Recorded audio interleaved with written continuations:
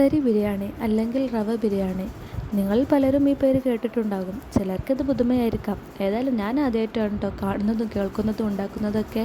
പക്ഷെ സത്യം പറയാലോ നല്ല അടിപൊളി ടേസ്റ്റായിരുന്നു കേട്ടോ. ഞങ്ങൾക്ക് എല്ലാവർക്കും നല്ല ഇഷ്ടപ്പെട്ടു, നല്ല ടേസ്റ്റായിരുന്നു. അപ്പോൾ ഇതെങ്ങനെ ഉണ്ടാക്കുന്നത് നോക്കിയാലോ. അപ്പം അതിനായിട്ട് ഞാൻ ഈ ഒരു കപ്പിന് ഒരു കപ്പ് റവയാണ് എടുത്തിട്ടുള്ളത്. റവ കുറച്ച് നെയ്യ് ഇട്ടിട്ട് നന്നായി ഒന്ന് വറുത്തെടുക്കണം. നല്ലൊരു ബ്രൗൺ കളറാവുന്നത് വരെ ഇതൊന്ന് വറുത്തെടുക്കണം കേട്ടോ. പിന്നെ ഞാൻ ചിക്കന് ഇന്നലെ തന്നെ ചെറിയ ചെറിയ ക്യൂബ്സാക്കി അരിഞ്ഞിട്ട് ഉപ്പും മുളക് പൊടി മഞ്ഞൾപ്പൊടി ഇട്ട് മാഗ്നേറ്റ് ചെയ്യാൻ വെച്ചിരുന്നു. അപ്പോൾ അത് ഈ റവ വറക്കുന്നതിൻ്റെ ഇപ്പുറത്ത് തന്നെ ഞാനത് പൊരിച്ചെടുക്കുന്നുണ്ട്. അപ്പോൾ ഒരു ഫ്രൈ പാനിലേക്ക് കുറച്ച് എണ്ണ ഒഴിച്ചിട്ട് ഇതൊന്ന് ഇട്ട് പൊരിച്ചെടുക്കാണ്ട് വേണ്ടത്. ഓവർ നെരിച്ചെടുക്കേണ്ട, ഒന്ന് അപ്പുറം ഇപ്പുറം തിരിച്ചു മറിച്ചിട്ട് ഒന്ന് വേവിച്ചെടുത്താൽ മതി കേട്ടോ. പിന്നെ റവ വറുക്കുന്നതിലേക്ക് കുറച്ച് ക്യാരറ്റ് അരിഞ്ഞിട്ടാൽ നല്ല ടേസ്റ്റാണ് കേട്ടോ. അപ്പോൾ ആ ക്യാരറ്റിൻ്റെ ഫ്ലേവറൊക്കെ റവയിലേക്ക് ഇറങ്ങി വന്ന് നല്ല ടേസ്റ്റ് ഉണ്ട് അങ്ങനെ ഇതാക്കാൻ വേണ്ടിയിട്ട്. അപ്പോൾ അതിന് വേണ്ടിയിട്ട് ഞാനൊരു ക്യാരറ്റ് ഗ്രേറ്ററിൽ വെച്ചിട്ട് ഗ്രേറ്റ് ചെയ്തെടുക്കുന്നുണ്ട് കേട്ടോ. ഈ റവയിലേക്ക് തന്നെ ഇട്ട് കൊടുക്കുകയാണ്. റവ വറുത്ത് തുടങ്ങിയപ്പോഴാണ് ക്യാരറ്റിൻ്റെ ഓർമ്മ വന്നത്. അപ്പോൾ നിങ്ങളിങ്ങനെ ചെയ്ത് കൊടുക്കുക, നല്ല ടേസ്റ്റാണ് ഇങ്ങനെ റവയുടെ കൂടെ ക്യാരറ്റ് വറുക്കുമ്പോൾ.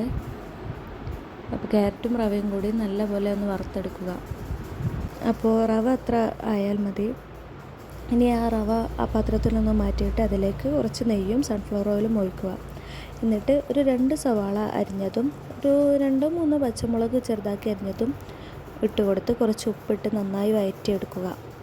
കണ്ണൂർ തലശ്ശേരി ഭാഗങ്ങളിലൊക്കെയാണ് കേട്ടോ ഇത് മെയിനായിട്ട് ഉണ്ടാക്കുന്നത്.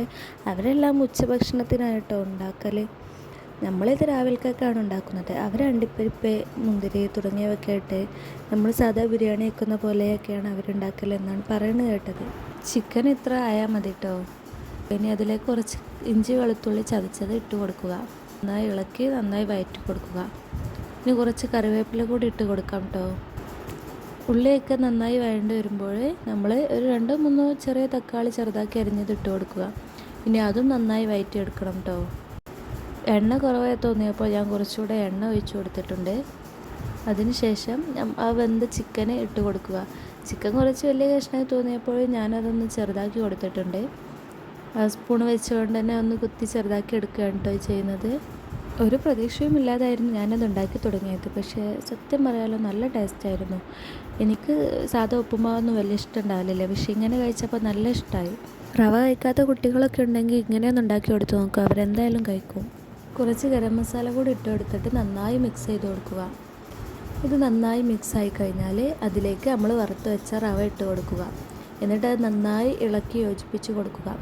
ആ ചിക്കൻ്റെയും ഉള്ളിയുടെയൊക്കെ ഫ്ലേവർ റവയിലേക്ക് പിടിക്കുന്നത് വരെ നന്നായി ഇളക്കി യോജിപ്പിച്ച് കൊടുക്കുക.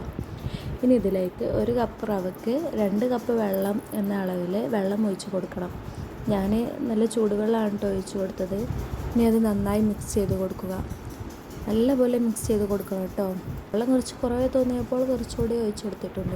എന്നിട്ട് ഒരു 5 മിനിറ്റോളം ഒന്ന് മൂടി വെച്ച് വേവിക്കുക.